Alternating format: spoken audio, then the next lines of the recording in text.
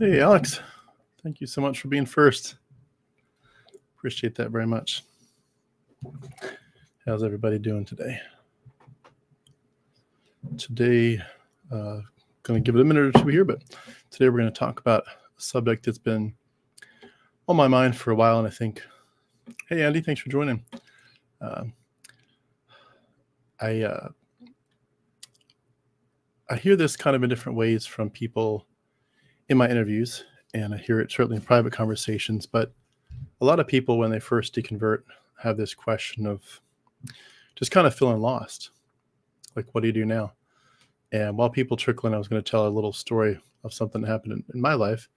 It's a bit of a sob story, but it's not to solicit sympathy. It's a long time ago, so it's ancient history, but it's a good example, I think, of kind of how this situation with leaving Christianity can feel. So I was years ago, like, I can't even remember how long ago, far too long ago, but I was dating a girl. I was here in Atlanta, dating a girl down in Florida, and we met online, and it was just hit it off. It was great match, great fit. Christians, in love with the Lord. Everything was aligning well, and dated for a year, then got engaged. Beautiful engagement. Just the stuff of dreams. And 6 months to the wedding. At the 5 months to the wedding, after 5 months, meaning 1 month left of the wedding, we're doing premarital counseling here, and it's just great. And she's like, "Oh, he treats me so well. It's so good." And I'm so excited. 1 month to the wedding, 1 month. And we were, of course, since she was in Florida and I was here in Georgia, we were flying back and forth and seeing each other a lot online, but a lot of little trips back and forth by plane.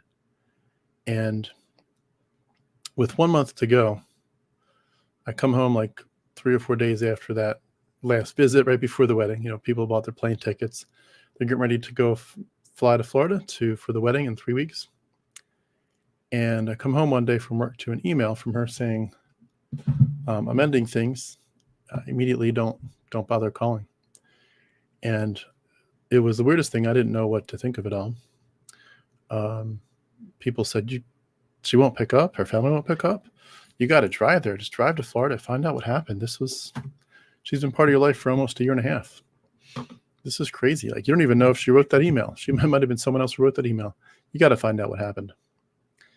And what I did find out, I didn't drive to Florida, but what I did find out was the day she was going to marry me, she married someone else, which implies she was double dating.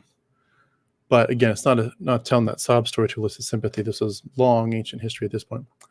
But yeah, I dodged a bullet. Well said. But in that first week and month, even first 2 or 3 months, you're kind of left with this feeling of like, what do I do now? Like, this person was my family, as it were. They were about to be. This was my future. This was my next 50, 60 years. This was my everything. What do I do now? And it kind of reminds me a lot of what happens in Christianity when you leave, because you kind of feel like you were so wrapped up in the things of the kingdom and the things of the Lord that you don't know what to do now. And people say that in different terms, but I think they're coming at the same idea. When you leave Christianity, you're just lost. Not lost in the sense of I was lost, but now I need to get found again. But you're lost in the sense that your whole purpose was wrapped up in something that's now gone. And used the word this morning, seismic, like some kind of earthquake thing. It really, I think it fits. It's a seismic shift in your life, and you're starting over almost from scratch in many ways. You've spent decades focused on these teachings, focused on your faith, and it's liberating, but it's also very disorienting. And the very foundation of your life, from which you derive your purpose, your identity, your understanding of the world, your worldview, that worldview is just gone. And you are standing on very, very unfamiliar ground. It's like, where am I? What's just happened? And it's a huge moment of transition, of course. Yeah, thank you. Definitely a good dodge. Didn't feel like it at the time, but yeah. But yeah, once you're at that point where you're like, I'm hitting the reset button. Once you do that, it's wonderful because you don't have to worry about the cognitive dissonance and all that stuff we talk about so much. But now you have a whole bunch of new questions that demand answers. What next? What do you want to do with the rest of your life? What's going to drive you now? It's not the promise of some kind of heavenly reward of hearing good and faithful servant kind of stuff. And this, I'm not just talking about philosophical ideas. I'm also talking about even your daily stuff. Your daily life was the Bible, prayer, and church. Even your daily stuff is changing. You have to figure all that out to rebuild your life.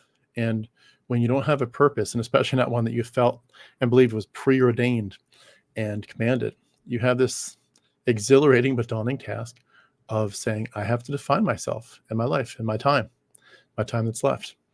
And so I do want to sort of dig into some of those things. I would love your thoughts. Again, this is some of my chit chats, whatever you want to call them, are going to be more like I'm going to kind of just share my thoughts and go from beginning to end. This is definitely one where I'd love your feedback as I go. And some of these are going to be more generic, where it's just going to be like, and it doesn't mean you can't be more specific and apply them to your life, but they're just generic things. Some of them are going to get much more specific. I think for a lot of us, one of the biggest things you have to do when you first get started is sort of create a new roadmap. It's your roadmap before was very clear. From here to the end of my life, my focus is simply to bring people into the kingdom and to be holy and useful to God, to love him and to be loved by him. And now you're kind of creating a new roadmap. That's the aim of it is not towards God, but it's simply saying what will make you most fulfilled. What will make you, if you could, be of sound mind and know the end of your life, know which day it is. If you could be on that last day and say, okay, this is it. This is the end of my life. At the end of this day, it's all over. You look back and say, was it a good life? Well, what does that roadmap from here to there look like for fulfillment? And of course, at first, you're going to feel a bit lost, again, like a ship without a compass. But the beauty of it is that you have the freedom to create your own purpose. And I love how Dan Barker talks a lot about that and brings a lot of nuance to that discussion. But, in a nutshell, you are now the captain of your ship. You are the author of your story. You're the architect of your life and of your purpose. And this is your opportunity to say, I'm going to explore what makes me happy, what lights my day, what just makes me feel so delighted, what makes you feel like, goodness, this life is a beautiful life, what makes you come alive, what makes you have that meaning and purpose. And it's going to be different for every one of us. For me, obviously, my life in many ways is wrapped up in my beautiful children. For other people, it's going to be different. Maybe they don't want children at all, but they still have a passion. So I think that's a great starting point for that roadmap is, what are your passions? What do you value most in your life? And if you can use the word legacy, I know we use that so much in Christianity, but what kind of legacy do you want to leave behind? What do you want your kids to think about when your time is up? Your roadmap is not about religion anymore, but your desires and your dreams are going to shape it big time. I'm not talking necessarily about something that's massive, like I want to write 10 books. It doesn't have to be huge. We're not looking at some grandstanding, grandiose event here. It can be as simple as, I just want to live authentically. I want to live authentically. I want to love others. I want to be kind to others. I want to bring them joy, and I want to bring myself joy along the way. I want to build meaningful relationships. I want to give to my neighbors, my community, and I certainly want to find peace within myself. But whatever it is, whatever your roadmap is, think through it. Find out what is going to resonate with you. What's going to make you feel like you're safe and happy and thriving, and say, yeah, I'm good. If I can follow this roadmap, I'll be proud of myself. Very proud of myself. I think a big one for me was starting to see, giving myself the chance in that roadmap to see everything through new eyes, especially the idea of humanity and human history. When you look at this from a fresh perspective, as we did, we're so focused on, is God real? Is Jesus real? But then once you realize it's not, push that question to the side. Now it's like, okay, everything else is different. Yes, your life is different, but where is your life in the big picture? Your life is in the big picture of human history and the history of the universe, as it were. And when you have that fresh perspective, everything you ever thought about before in the big picture of human history, human nature, the meaning of life, It's no longer in this narrow framework that's distorted your perception of reality. But now you have this wide lens, this super wide lens. And of course, we talk a lot about, you individually reclaiming your autonomy and your intellectual freedom. But in that, you're going to now sort of rediscover how complex your nature was as a human, and to think even just about the issue, the slice of humanity of human consciousness. What is this human nature that I have? And I know that's just a word we use, human nature, but like, how did our consciousness evolve? How do we get to the point where we decided what was good versus evil? And I know we don't necessarily use those words the same way, but we can still say, in our world, we have come up with laws. We have come up with things that we say, this is appropriate, this is not appropriate. It's not ultimately good or bad. I don't think there is something called sin that's real. But still, you realize the human journey to get here has been amazing, from the earlier primates to us. And when you see that, and you see our human history of, that's been written down that we can investigate, we're a multifaceted, crazy species. And there's a lot of factors that we can see for the first time through fresh eyes. I think, again, understanding history past the narratives that we've been given, especially by Christianity, where they have framed the events of history and said, God was doing this and God orchestrated that. Divine providence and moral judgment was coming into all these stories that we heard of history. And to step back and go back through your history books for the first time and see history in a full, bigger context, appreciate the contributions of people that weren't Christians. Buddhists did some amazing things for our world history. Muslims did amazing things. All kinds of people did amazing things. And it wasn't about Christianity or about God, but you have this deeper appreciation and just deeper vision, broader vision that you have for how humanity has struggled to get to where we are. And of course, instead of viewing history as linear, you're going to see it as a whole conglomeration of things that, again, you have the chance to, for the first time, say, this isn't what I thought it was. Not just church history and Bible history, but human history is so different. You, in that context, again, looking at the human journey, you get to look at things like diversity and pluralism. We're all in this hodgepodge together.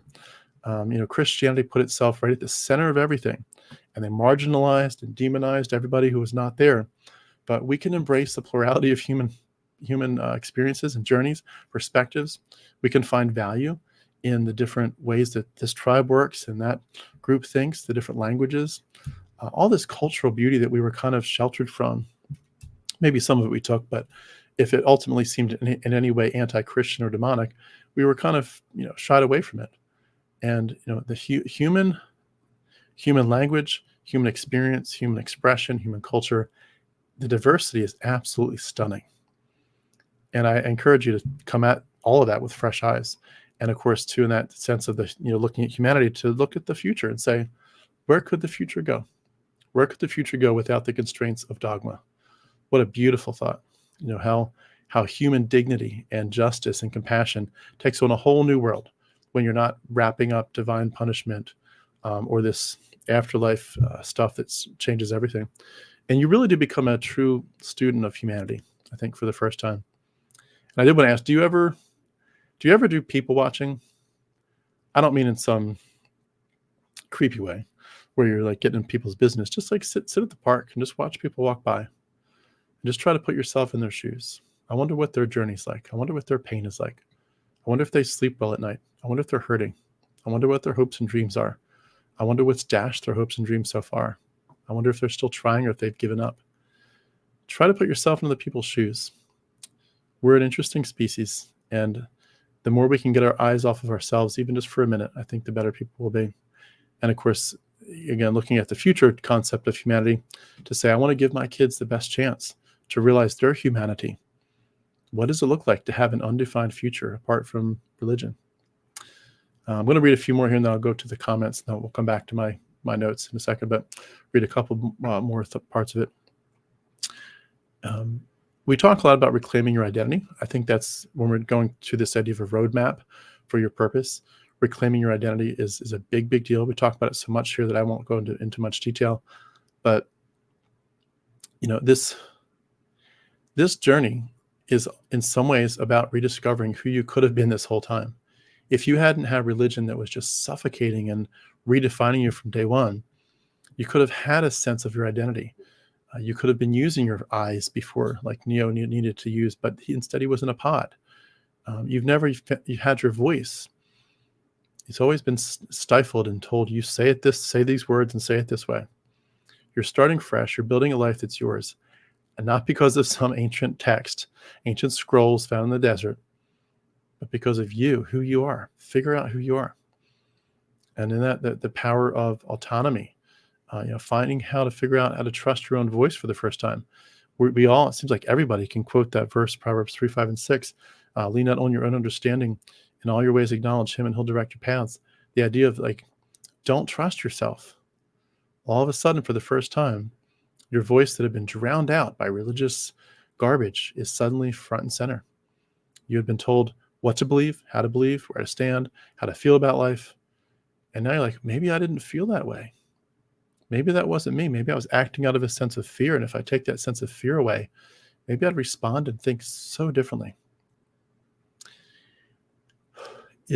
Autonomy is a beautiful thing, but it does take a minute to get there and to learn to trust your own voice and to say, I'm going to choose my own path. I'll take the consequences for it, but I'm going to make my own decisions from this point on.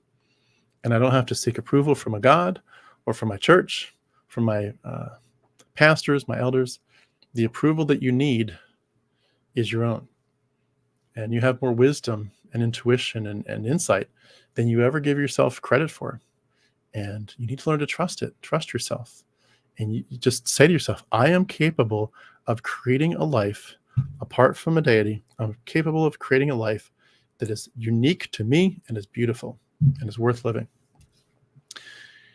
I think in the midst of that, of connecting piece for me is learning to really dig deep into this guilt stuff that we talk about so much and say, if I'm going to have a roadmap for what do you do now that you're deconverted? A lot of it is sort of scrubbing away the bad stuff. And you need to focus in the autonomy discussions about getting rid of the guilt, because so much of what drove you before, so much of what defined your life was the guilt.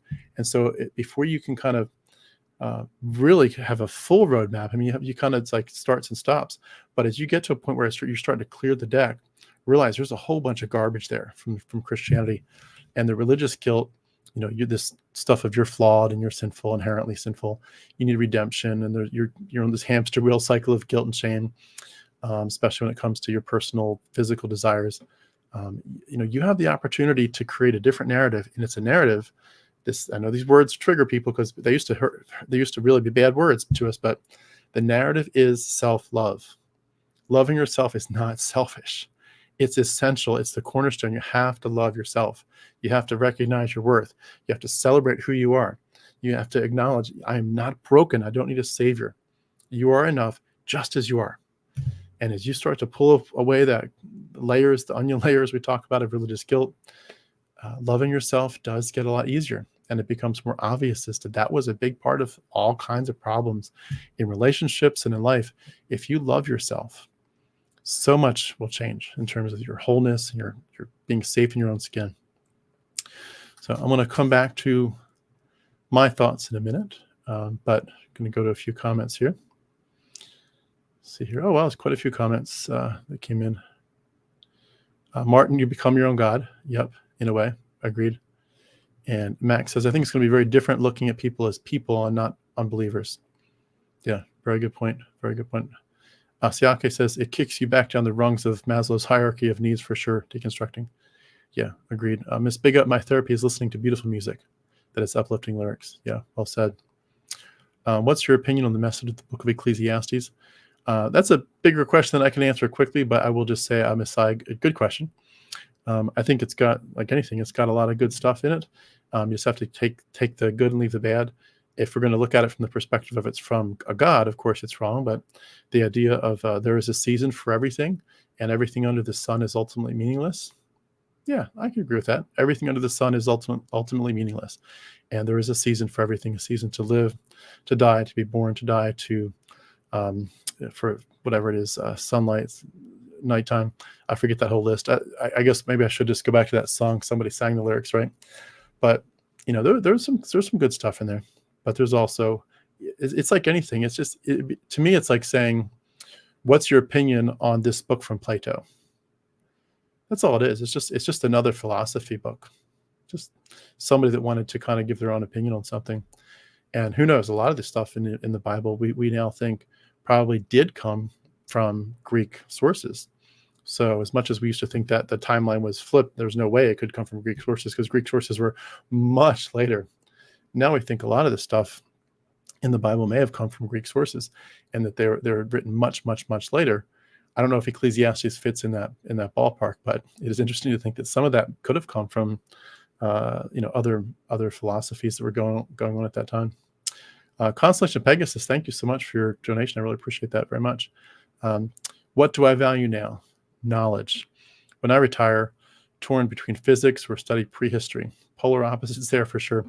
I have a burning desire for both. Bible research seems wrapped up, but continues. Yeah, I love that.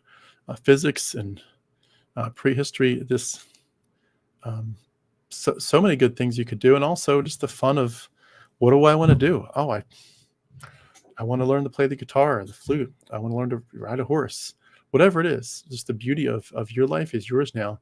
And you don't have to waste your time trying to figure out what pleases God. It's like, what pleases you and what brings the most joy to your heart and to those around you.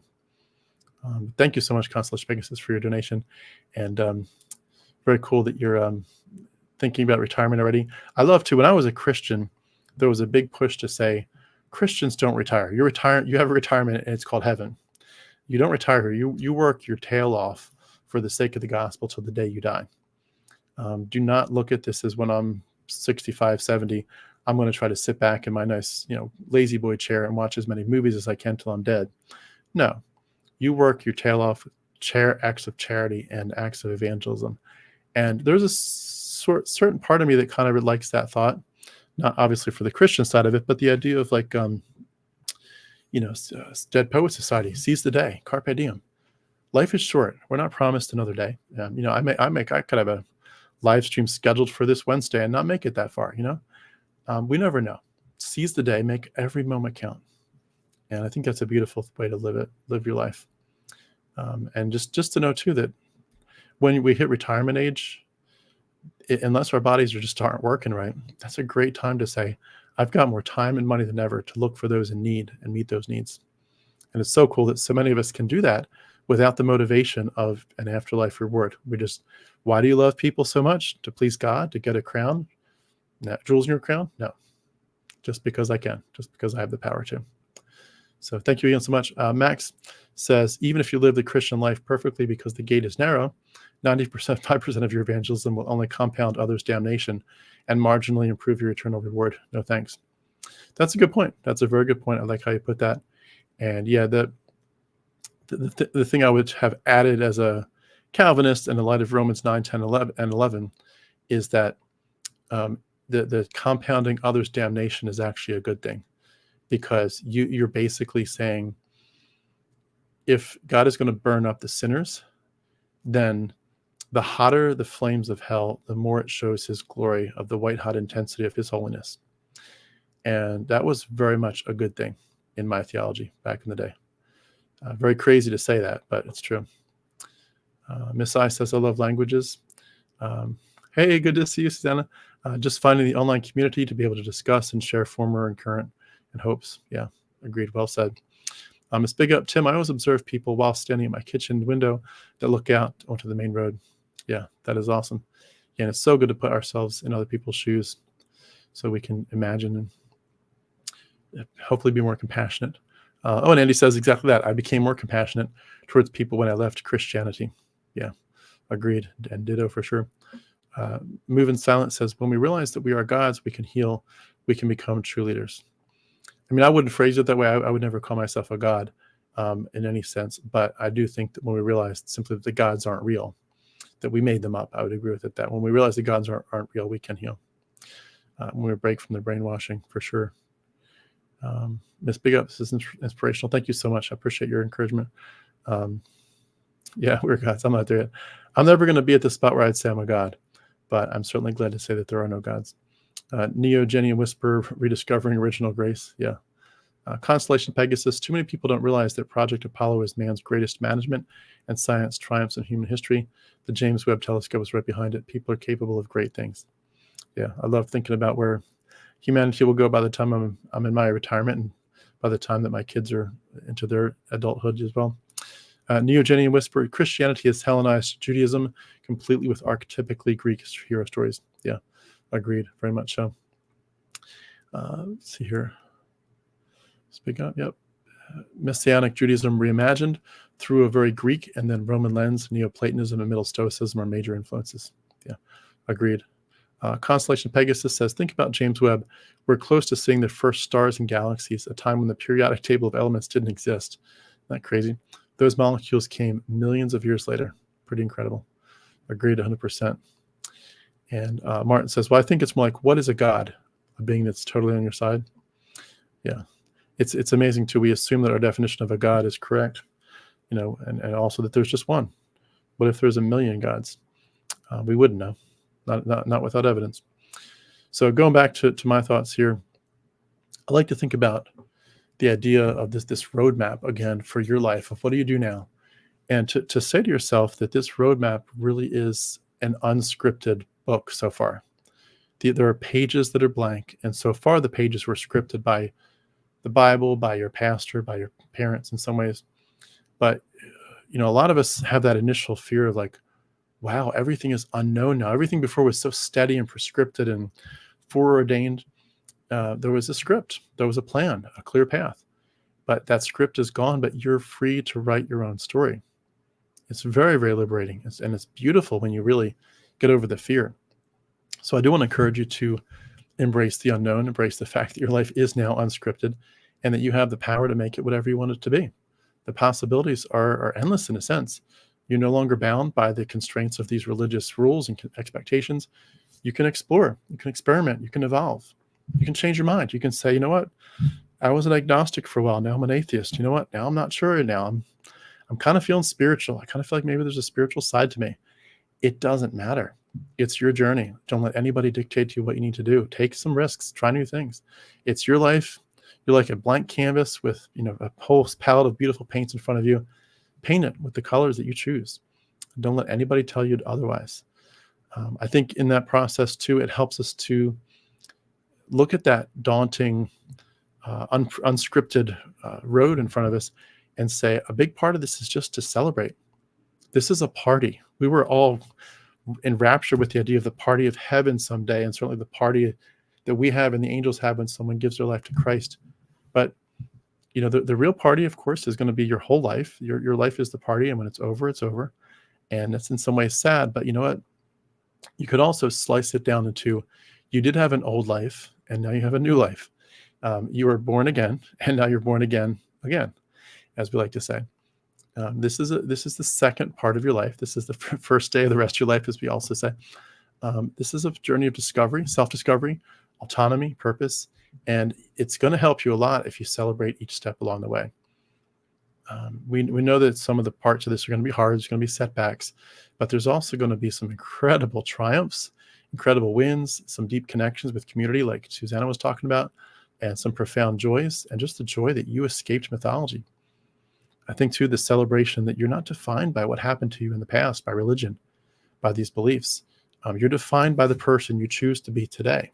And you have the power to reclaim your identity, to love yourself more deeply than ever, trust yourself, and to just embrace that. Embrace it. I think another piece of this is to find happiness on your terms.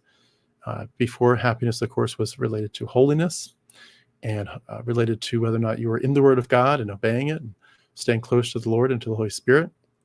But, it's happiness is now up to you. What makes you happy? It's certainly not religious ceremonies. I assume if you're on my channel, you're not going to be happy because you're taking the Eucharist, the Lord's table. You're not happy because your kid got baptized, but the laughter of your friends, the laughter in your own heart, the warmth of the sun, looking out at the lake or the ocean, just the taste of your favorite meal. Let everything taste better to you than ever before, because life is short. And when you have a moment to yourself to have a little quiet reflection, that joy and peace and happiness, they're different for us all. They're deeply personal, but you have the freedom to define it for yourself. And a lot of us felt so bad about just self-joys, whether we're talking about self-pleasuring ourselves in terms of sexuality and masturbation, or just really enjoying anything. Some of us felt like if we had any sense of physical pleasure, even if it was just, wow, that piece of chocolate was really good, it almost felt like, should I be enjoying this that much? I remember feeling like every time we were on vacation, we went to the beach sometimes as kids. Should we be focused on vacation when people are dying and going to heaven? Excuse me, dying and going to hell. But now it's all different. Enjoy your life and learn to figure out what makes you happy. I think a big part of that too is related to your physical body, my physical body, to really try to figure out what makes us feel connected to ourselves. So many of us felt disconnected because we were talking so much about our body is sinful, it's fleshly, our body was our enemy. A lot of us had this, I'm seeing it through this lens of suspicion and even disdain. That your body wants to trick you and do wicked things, and you need to just control it and subdue it and put it to death. In some ways, for a lot of us, this journey of like, what do you do now that you're deconverted? What do you do with the rest of your life?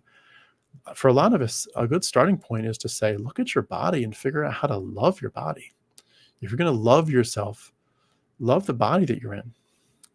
I'm not talking just about things like exercise or meditation or something, but just philosophically think through it, that you need to appreciate your physical sensations and just listen to yourself breathe and be able to say, I love myself. I love my well-being physically and mentally and emotionally.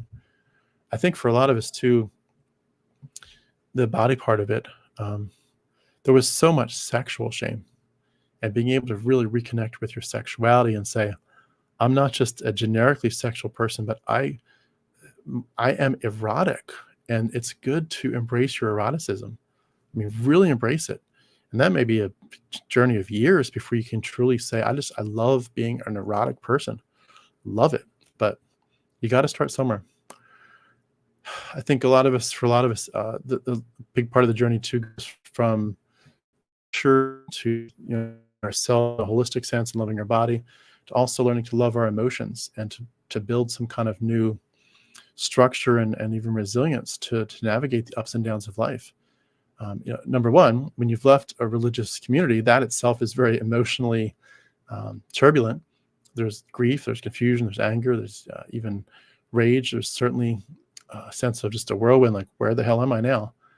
But they're not signs of weakness. You're not weak because you have all those confusing feelings. They're natural responses to major life transitions. And so because of that specific thing of you leaving Christianity, but also for everything that's to come, we need to figure out a way to be really emotionally resilient. For some of you, you've talked about how you like to journal. Certainly therapy is a big deal. Mindfulness and meditation. But you find ways to thrive emotionally through these processes, through these experiences and transitions. I'm going to read one or two more again. I've got a lot of things I've come up with here in my thoughts as to how to, like, what do you do next? But I'm going to read a couple more, and then I'll go to the comments, and I'll come back to my thoughts on it. I love the idea. This one is one of my favorites. Just rediscovering the idea of being curious about the world and the universe, about yourself, about everything, just embracing curiosity and learning, having this the eyes of a childlike eyes of wonder, like, wow, look at this universe. And like Constellation Pegasus talked about, the James Webb Telescope, all the great discoveries that we've made and that are going to be made, more, I'm sure, soon. You're exploring the world with fresh eyes, and your curiosity and your wonder are natural human traits. And now you can embrace them fully. And especially if you were in the shackles of, like, the earth is 6,000 to 10,000 years old, it's time to learn science. Literally, some of you haven't learned science like ever. It's time to look into science for the first time. Everything from the biggest cosmic events to the smallest, things under a microscope. It's time to learn how this world works as much as you can. It's time to look at other cultures differently. We were all trying to proselytize them or pray for them. God, please make these tribes turn to Christ and turn away from the devils that have had them for 2,000 years. The arts, you look at the arts to say, I've looked at everything in this world that was not an artistic event that was meant to give glory to God with suspicion. But now I can look at artists who are doing all kinds of crazy things and say, this is just part of our humanity. And maybe I need to get involved in art more, and whatever it is. But you allow yourself to be captivated by the wonders of this world. Even stuff like traveling, look at, even if you can't travel yet at the moment, watch some travel blogs and videos and say, this world is so cool. There's so many things I want to do. Get your bucket list going, where do I want to go next? And that sense of wonder, I think, can lead you to a more enriching life. And you're just at that point, if you're doing all these things where you're exploring and learning to love your body and your emotions, and you're thinking of history and art and creativity, you're just at that point, you're firing on all cylinders, and you are evolving and expanding your mind in new ways. Your roadmap has begun. Your roadmap has really begun at that point. Someone mentioned the next one before that I'm going to mention here, but I'll just say it again. Really changing the way you approach other people, certainly with compassion, but even just basic respect of, I don't walk into a room and say, I wonder who's a Christian here and who's not. And if you're not a Christian, my job's to save you. You really get past that. You look into a room of people and just say, I'm just so excited to learn and to build friendships and connections. But especially, I think, to emphasize the idea of compassion, to say my compassion before was because I had to, or out of gratitude for God, or a desire for the kingdom in some way. But when you move away from that, your compassion is simply based on basic human empathy, basic human understanding, and the idea that we're in a sense in a shared human experience. We're all brothers and sisters in some ways, all of us. And we need to have a more inclusive sense as we look at other humans. And I think that for a lot of us, unless you've really been jaded, it makes you much more compassionate. So I'm going to go back to the comments here for a second, and then I'll come back to my thoughts. Wow, a lot of comments. I appreciate that so much. Thank you so much for all the great ideas you all are clearly throwing up here. Lady Hawk Slayer, I'll respect humanity when we stop war, hunger, and destroying the planet. Humans are clever, but certainly not wise. That's why I can't be humanist. I mean, if time permitted, I would say some clarifying things, but I hear you that it's certainly a frustration that we're not doing very good at what we're doing yet. But I think if we can get a few things back on track, I don't think the battle's over. I think we've got a chance to get humanity back on a good trajectory. But I hear you. Martin says the problem with Christianity is its blindness. The only thing is to have kids, which is boring. Yeah, well, trying to make them not too boring. Lady Hawk Slayer, becoming an atheist is only one beginning of wisdom. There are many other religions to conquer, often in unexpected places. Yeah, for sure. Miss Big Up, I'm unsure what title to give myself. Someone called me an atheist just recently, but I cannot quite articulate what I am now. So this is new for me outside of Christianity. Yeah, agreed. And you can say agnostic. You can say just don't know. I don't need a title right now. It's okay to say I don't know, or to say I'll think about it. Lady Hawk Slayer, I got out of Christianity and became an atheist. I tried to be a humanist, but human cruelty forced me to reevaluate. The more I learn of humans, the less impressed I am with our species. Yeah, again, I'd want to add a lot of things to that, but I hear you. I hear your frustration. And there's a lot of, I think to me that what it does is not lessens my love for humanity, but increases my desire to change the ideas that are head and shoulders above the others right now, and to push those bad ideas to the bottom of the heap, and get some really good ideas that are currently at the bottom and push them to the top. So yeah, only you get to decide which labels apply to you, if any. I'm a pessimist when it comes to humans and our behavior. Yeah, agreed. Max says, I can't be the only one who felt guilty for enjoying a cup of coffee more than the gospel. Yeah, I agree. Yeah, there was a lot of us in my circles that was preached really hard. When I was at Bob Jones University, I heard that message from every which angle. Like, what could be more important? There's nothing else. Cup of coffee, watching TV, nothing's more important. Either get out, share the gospel, or get your Bible study and your prayer group going. Get down on your knees and beg God to save people's lost souls. For sure. Coffee's better than gospel. Yep, absolutely. Miss I says, I don't think that's as many American Christians that can do morning devotions without a cup of coffee, cup of something in their hands. Yeah, agreed. Let's see here. Lady Hawks, Lair, Christianity and sexual abuse crushed anything sexual in me.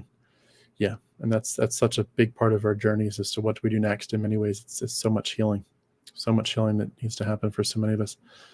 My sexual fantasies are more sadistic, I think, probably byproduct of abuse. It could be. I wouldn't want to pretend to be a counselor and connect dots. I'm not capable of connecting, but yeah, it's an interesting thought. I do think that regardless of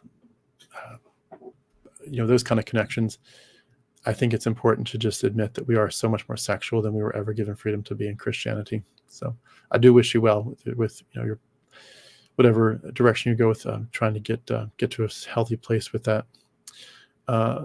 Miss Big Up says, I feel the same. I went through childhood trauma too. I'm so crushed when it comes to sexuality. Yeah, so many of us, so much purity culture and other aspects of it. Martin says, yeah, there's so much on how you can be of use to others, and that's the only thing that's important to many. Yeah, exactly. And Lady Hawk Slayer, I'm sorry to hear that. I think it actively squashed it because it was so painful. Yeah, so many of us did a lot of squashing of a lot of aspects of our humanity. Martin says, I'm glad I'm in a majority atheist society. Agreed. And good luck on your journey. Lady Hawk Slayer, at least I'm not stuck looking for a sexual partner to rescue me. Although that's a dead end, I was spared. Yeah, that can be crazy how so many of us have had hard aspects of our lives, but end up messing other people up at the same time. It's definitely better to admit that we need some help when we do, and not hurt other people on our journey. Going back to a few thoughts I had, again, for anyone joining us late, we're talking about it. Once you've left Christianity and you kind of feel lost, what do you already go from here? What's your roadmap? And so I'm just kind of giving some ideas. Some of them very broad strokes, some of them more specific. I think a big one for me is exploring your creativity, especially as it relates to self-expression, and especially as it relates even, sort of imminently to what you've just gone through with deconversion. If you're a painter, if you're a writer, if you're a musician, you enjoy creating something, tap into that creativity and explore your new identity in that context. Find a way to express your thoughts and your emotions, your ideas, your dreams, your hopes in a way that's just very unique. Find some way to communicate with the world and even with yourself. A lot of people talk about how creativity is a form of therapy. It's certainly a source of joy for a lot of people, but it can be a form of therapy. And certainly, if it allows you to live a more authentic and fulfilling life, do it. To me, my goal in many ways is about poetry and about music. I don't feel like I'm gifted, at least not at the moment, in terms of painting or sketching.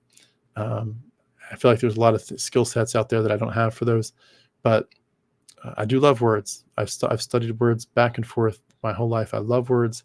I love poetry. I love lyrics. I love trying to figure out how to write songs. I'm definitely in the next year going to be taking piano and guitar lessons, as well as lessons in digital music editing. And I love that. That's my niche. That's what I want to do. But find something that's going to make you thrive. And reclaiming your time is a big one. I think before you were looking at all my time belongs to God, and it's all about Jesus, and how do I get to church more than ever? How do I spend more time in worship and Bible study, and do some kind of acts of service for the Lord? You have the opportunity now to invest your time in things that matter to you, your passions, your loved ones, or honestly, again, the freedom to do what you want, even if it's just nothing at all. If you used to be like me, where you felt guilty watching something on TV because you should have been about the things of the Lord in prayer or something, it's time to say, you know what? Stop it. Just stop it. Go do nothing at all and enjoy it. Completely enjoy it. Time is one of the most valuable resources, as we've all heard so many times. It's our biggest commodity, most valuable commodity. It's your time. You'll never get it back. Use it whatever way you want to. Just try to enrich your life and other people's lives with it if you can. I like to think a lot about how we can really use our time as well and craft a roadmap towards embracing a sense of our intellectual freedom, where we weren't allowed to explore new ideas before. If someone said, let's talk about evolution, let's talk about this, this other philosophy. What did this philosopher say? Oh, he was clearly not a Christian, so we can't really listen to him. What does this philosophy say? Well, it's opposed to the Bible. We can't listen to that. It's okay. Embrace your freedom of thought. Thought autonomy is a big part of this. You were never given thought autonomy as a Christian. It doesn't mean that you have to reject every last thing that you ever have thought before. Obviously, we're rejecting the mythology of Christianity, but you can sift through the beliefs and the ideas and philosophies and just see what resonates with you. But embrace that. Embrace that you have freedom of thought now. Some of you for the first time.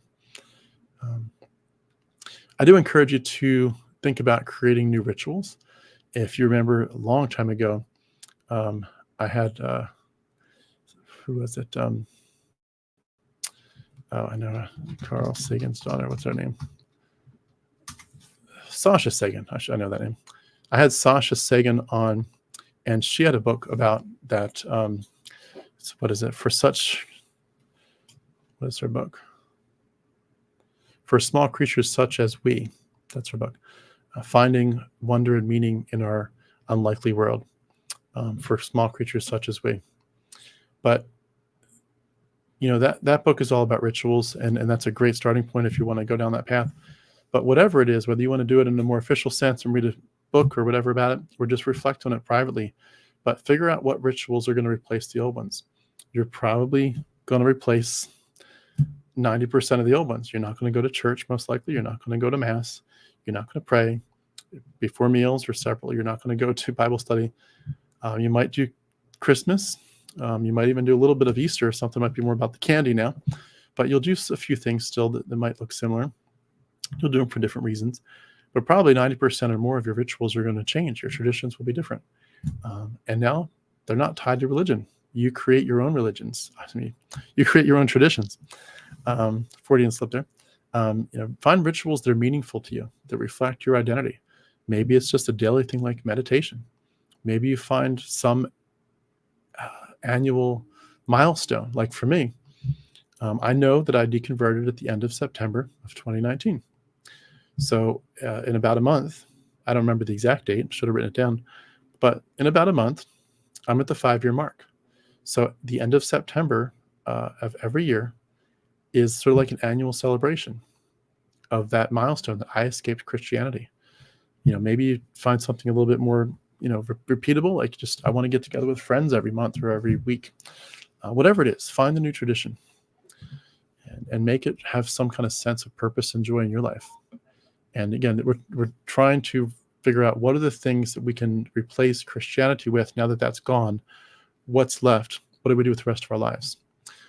I think a lot of us were also, as we talked about the idea of our emotions earlier, a lot of us need to spend some time truly getting rid of the anxiety that we've had. We spent so much time in angst over the future. A lot of us wondering, is God coming back soon? Is it the rapture coming? Are we going to be left behind? Certainly focusing on the afterlife. And we weren't able to live in the present moment. And for many of us, we felt too just this sense of like, life is always up ahead. Like real life starts the moment you die. And a lot of us need to just learn to embrace the present, not ignoring the future, of course, but to find some peace and contentment in the right here and right now. And I think that can lead us to a very fulfilling life, especially when you're engaged as much as you can with the people around you that you care about. Some people talk about how when they're escaping Christianity and saying, again, what now? That they find it helpful to develop like a personal philosophy or your personal core values. I had someone, if you remember the interviewee, her name is V.E. She was just a few weeks ago, but V at the very end of her interview gave her core values, where she kind of defined her beliefs and her values at this point. It's time for you to say, who am I? What are my values and my guiding principles that I want to start with? At least they can evolve over time. But things like kindness, curiosity, honesty, resilience, courage, whatever it is that makes you feel like this is the core of who I am. This is what I stand for. And I want this to be my anchor as I navigate my time in this world. I think a lot of us need to, again, some of the things I'm talking here are very generic and some of them are going to be more specific. This next one's more generic. But I think it's important to sort of emotionally think through the topic of what is success at this point. because before success was really clear. Are you fighting sin, and are you bringing people into the kingdom? I mean, to me, it was pretty simple. Are you obeying God and loving him? Are you basking in his love? And are you using that relationship with him to transform the world and bring people to the kingdom? That was success. And now success, it could be much more focused on career goals for some of you, or at least for a time. It could be about building, your relationships, or just finding some way to make a positive impact on the world. Maybe you really, really, really want to focus on a charity or some kind of foundation that you want to give money to or time to. But whatever it is, find some way to define your success. I think that's a big deal. I think a lot of us would say a big piece of redefining, like, what's life about now, and what do I do with my life now that I've deconverted? A lot of us need to move past the ways that we were so against diversity before, especially sexual diversity, but even cultural diversity, and say it's time to obviously make that right if we need to, but also to say from this point forward, I'm going to find a way to embrace diversity. I'm going to be more affirming than ever. I'm going to be more inclusive than ever. I'm going to believe that we find strength in our differences, and that conformity that was so critical to our old communities, our believing communities, our church. Everyone has to believe the same things and live pretty much the same way. The world is full of diverse people, perspectives, experiences, and cultures, worldviews. And there's ways to embrace the good in those and enrich our lives in crazy cool ways. And it's going to, of course, challenge us and say, you see the world through a certain grid. Especially, I think we Americans are very, very guilty of that. We see the world through so many assumptions. And a lot of Americans have never traveled. So I've met people that have never traveled outside their state, let alone the United States. But, maybe that's a big part of your journey, is to say, I'm going to go travel. I'm going to travel to different countries, and I'm going to find some different perspectives. I'm going to not just travel to see, oh yeah, there's a building, and oh yeah, there's a mountain, but to actually talk to people if you can. Get to know their cultures a little bit. Help them help you to see the world in a new way. Diversity is not something that you should be afraid of. It's a celebration. We celebrate our diversity. We talk a lot about moving past religious trauma, healing from that. And since we talk so much about it, again, I'm just going to touch on it. But I do think that that's a big deal, that a lot of our sense of, like, what do I do next? For the short term, hopefully not long term, hopefully this is a very immediate piece of it, but you figure out what your religious trauma was and you try to heal those wounds, hopefully as many as you can, in a sense, sooner rather than later, but knowing that some of them will simply be, they've got deep roots and it's going to take a while. But whether you're talking about a therapist or a support group or something, at least some kind of personal reflection on what happened. Try to identify and heal from religious trauma. Try to be more empowered, than ever. Don't let that victimize you for too long. Let's see here. I'm going to switch to reading a few notes here from people, and then I'll come back to wrap up my thoughts on the matter.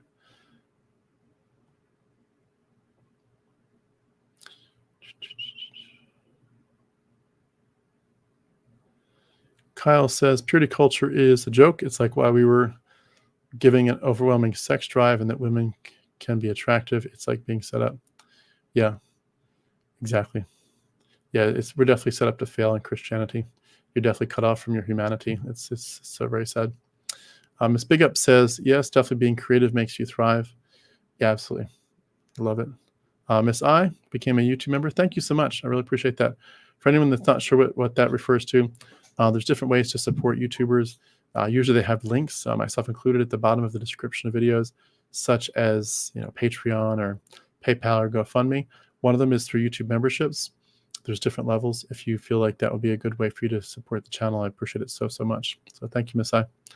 Lady Hawk Slayer, I probably shouldn't stay. I just realized someone was using me. Again, she walked off with a piece of my art and never paid for it. I'm extra grumpy. I'm sorry. That stinks.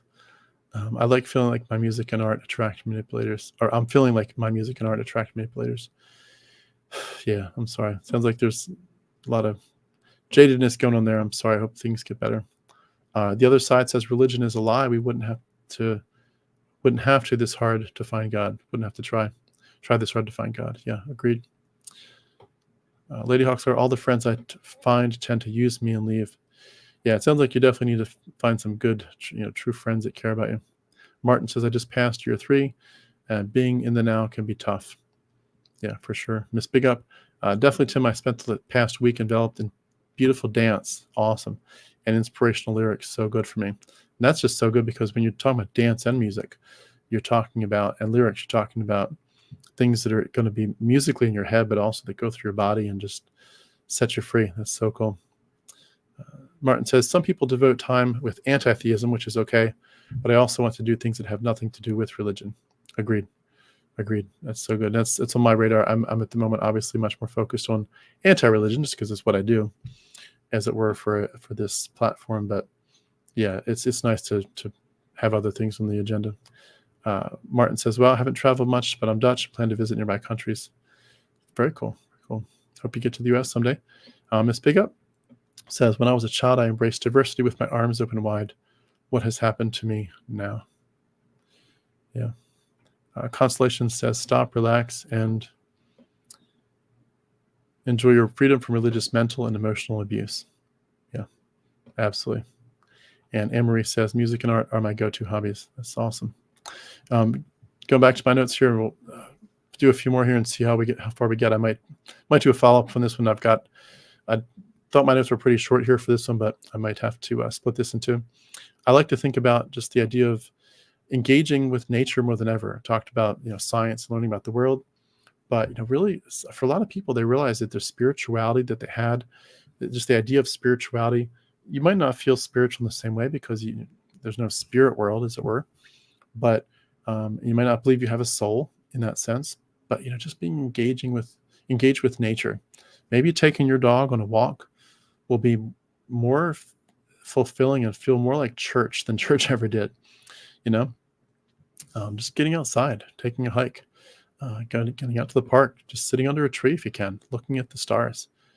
Nature has a way of grounding you and reminding you that you're part of something much bigger, more beautiful, that there's wonder to be had, and there's some interconnectedness that we're not aware of. I don't think it's spiritual or religious, but there is an interconnectedness that's out there, and it can take your breath away in beautiful ways.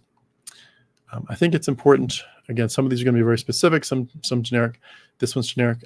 Thinking about really taking ownership of what happens next. I talked before about how your life is like an unscripted book. And I think a big part of being able to say, I'm going to take the freedom to write my script now, is to really take that ownership, to say this narrative is something that I'm free to, yes, but I'm also going to totally grab it, as it were, by the horns and say, this is my life. I'm the author of my story, and I'm the one that has the ownership here. I decide what matters to me, what I want to pursue. Your story is not over, and you have to decide, my best chapters are yet to come. So take ownership.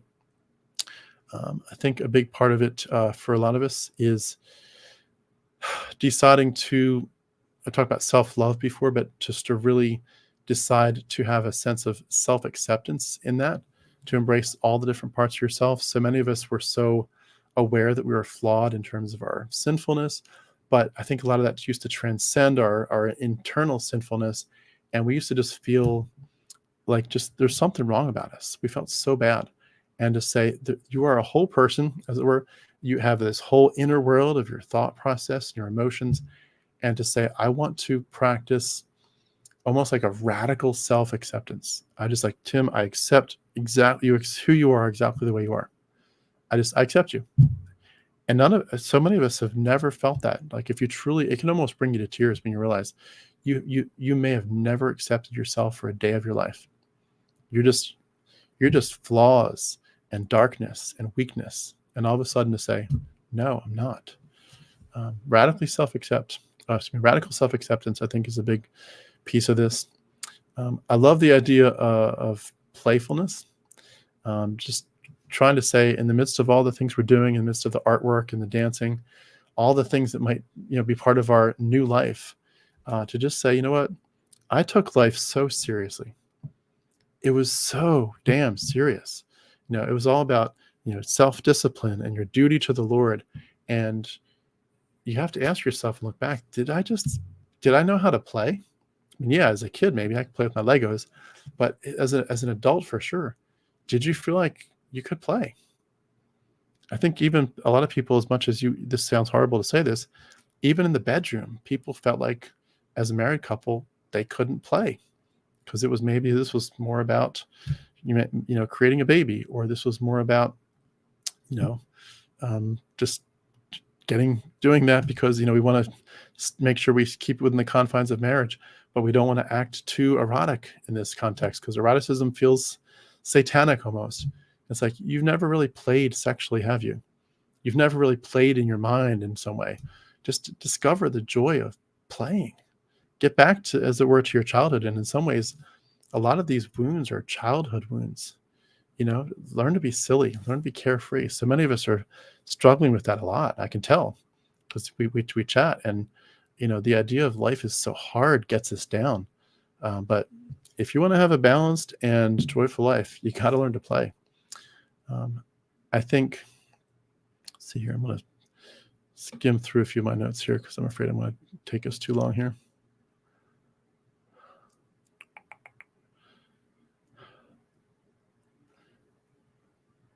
I think a big part of us figuring out the next steps of our journey too is really deciding the framing of our moral and ethical future. Or just, you're building a new framework, right? A new moral framework. It doesn't mean you're abandoning everything. It doesn't mean you suddenly don't care about things like stealing. You're not saying I'm going to give myself the freedom to do all kinds of bad things, but you do have the opportunity now to explore, where have I been so far? Has it served me well? And, look at your experiences, look at your values, and say, maybe my ethics should not be based on the Bible anymore. But maybe if I look at new principles like empathy, like justice, like respect for others, like trying to bring as much good and well-being into the world for others and for myself, maybe that approach to ethics is going to give me some better outcomes than trying to simply say, I want to filter this through the Bible. You're going to bring a course into all of it, I hope, the idea of reason, to say, what does rationality and reason have to do with this? And how does the fact that our human society is constantly evolving, what does that have to do with my morality? Are some aspects a moving target? You get to figure that out. This next thought I had was near and dear to my heart. Finding your voice, including finding a platform or creating one. It's time for you to speak your truth. When you say, I'm deconverted now, what do I do with the rest of my life? Well, for a lot of people, myself included, it might be time to say, my voice has been squashed this entire time.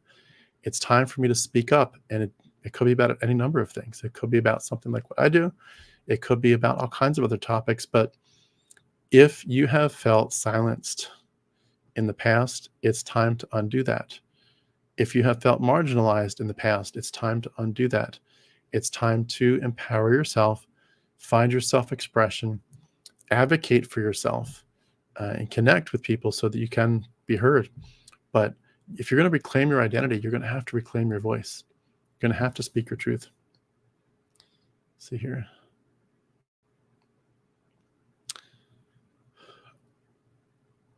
This one I've touched on a little bit, but really prioritizing your mental health is a big deal for me. I feel like as I've gotten to the point of saying, what do I do now? A lot of the answers that I come up with are predicated on the idea of you can't do almost any of these unless you have this sort of underlying sense of your mental health has to come first and foremost. And for a lot of us, a lot of that is related to healing from religious trauma. But, a lot of us didn't have the choice to pursue therapy when we were Christians, or especially not if it included medicine, or even yoga. I remember aspects of my childhood where yoga was seen as demonic.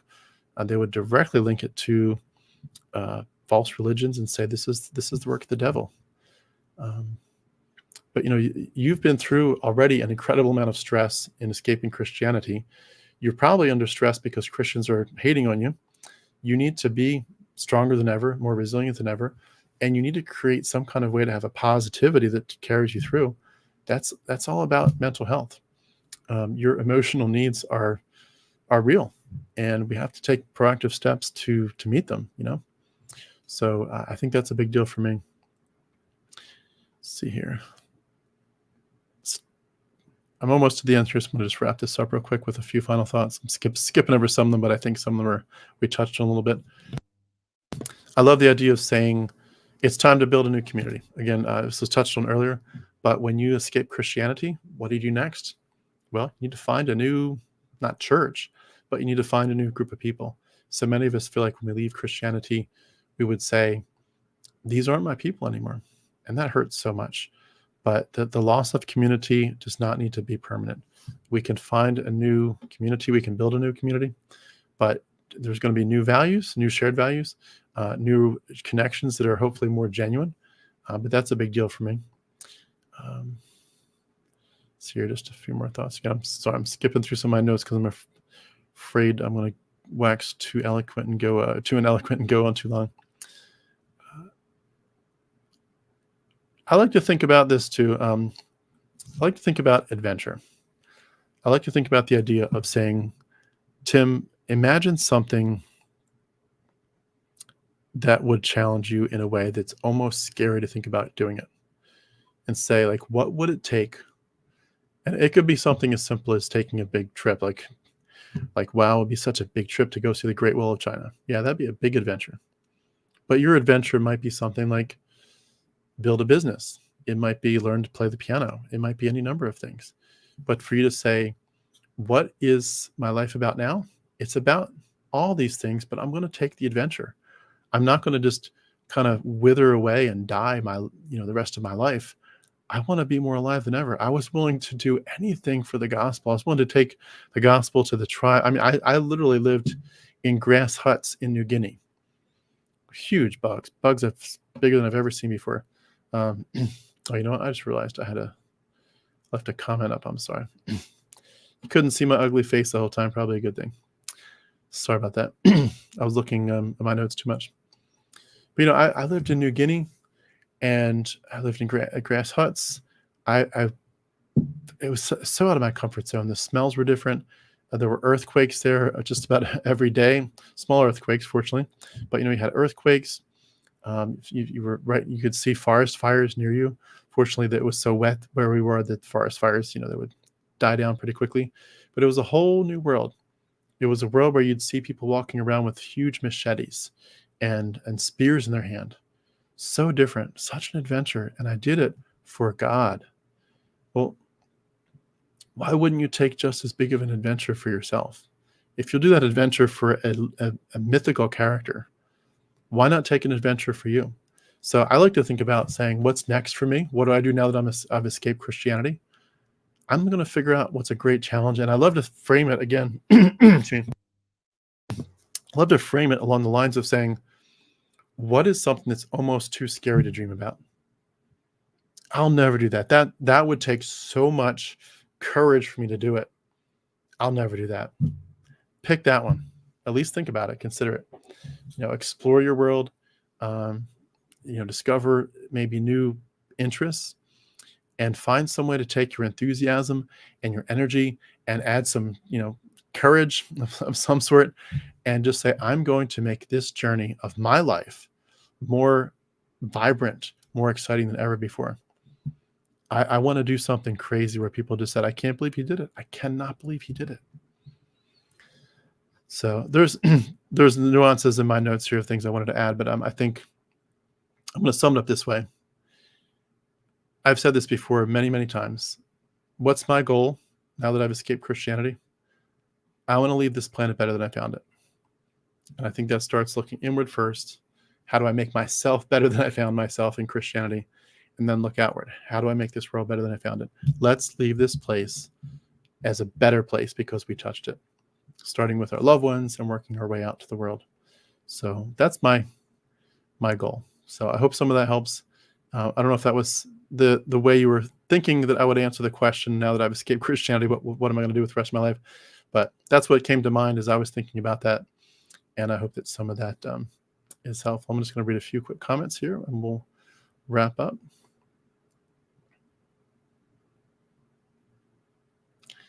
Let's see here. Allie says, my husband and I walk my dog in nature every Sunday. That's so cool. For the past 5 years, at least. And I always joke that it's our church. Yeah. Have you all ever heard that song? My Church, is it? What is that? Let me find it for you 1 second. I'll put the link in if I can find it. I think a lot of you know what I'm talking about. Maren Morris. I think that's it. Yeah. If you all haven't heard this song, it's a pretty good one. She has a similar perspective. Martin says, yeah, when we didn't have a dog, we happened to get one, and she really changed things for the better for most of us. Yeah. Dogs are so cool. So cool. We had to, our dog had to go to doggy heaven just about 3 months ago. It was kind of sad. Our Cleo girl, she lived a good long life, but it was time, and she had cancer all through her body, so it was sad. But our Cleo girl had to go to doggy heaven. But we'll see. When things settle down in my life, it might be time for a dog again. We'll see. This Big Up says, can I ask, do you find it hard to trust others? And Lady Hawks there, do you have a couple hours? Yeah. I think a lot of us find it hard to trust other people, and for various reasons. That might be an interesting topic to just think about for another live stream. Just what I've gone through this year alone would destroy most people's faith in humanity. Yeah, I would agree with that a lot of us are living cushy lives, that if we could see some of the harder parts of life. I mean, hell, if some of us just lived in Gaza right now, what that alone would do. What that alone would do to us is hard to fathom. It looks like there's a couple conversations going back and forth. Martin says, psychological secular counseling is a good thing to get if you can. Agreed. Neogenian says, reason, kindness, self-expression, and future of humanity beyond taking mythologies literally. Yep, let's hope. Susanna says, you're touching on so many areas that would truly make us feel human again. Thank you for sharing. Playfulness is so important. Yeah, 100%. The past 40 years have shown me that psychology is yet another religion, man-made and unfalsifiable. It's always your fault if it doesn't work. Yeah, I'm not sure if there's a lot I want to say about that, but I hear what you're saying in a sense. Anne-Marie, finding a good support system helps, absolutely. Miss Big Up, take the good and not wholeheartedly have too much expectations of others and find your own voice. Well said. Let's see here. Lady Hawksler, I really do wish you the best with your journey. It sounds like you're going through some tough stuff. My mom had us kids watch E-Tao in the 1990s. I remember the ending of that video vividly. Yes, and probably a lot of you have no idea what we're talking about. So I am going to put, this is a video that changed my life. And I would not recommend you watch it without the expectation of being extremely triggered. This will trigger the living daylights out of you, okay? If you're used to this. But this is called E-Tao. This is the video that changed my life and made me think about what I wanted to do with my life. It's a group of people, missionaries, that went into a tribe and learned the language and the culture, translated the Bible into the language, then preached to them the gospel, and the entire tribe, I think it was like hundreds of people, 300 people maybe, they all en masse placed their faith in Christ, and it was seen as this massive success story. And yeah, I that changed my life, because the missionaries in that video, their daughter went to my Bible college. I literally sat next to her like in Bible college. And one day she asked the teacher if they could show her parents' video, which was E-Tao. And the minute I saw it, I was like, damn, that's my life. That's my life's goal. What they just did, what they did in that video is what I want to do. E-Tao changed my life. Interesting I haven't heard that someone mention it in a while. So it's blast from the past.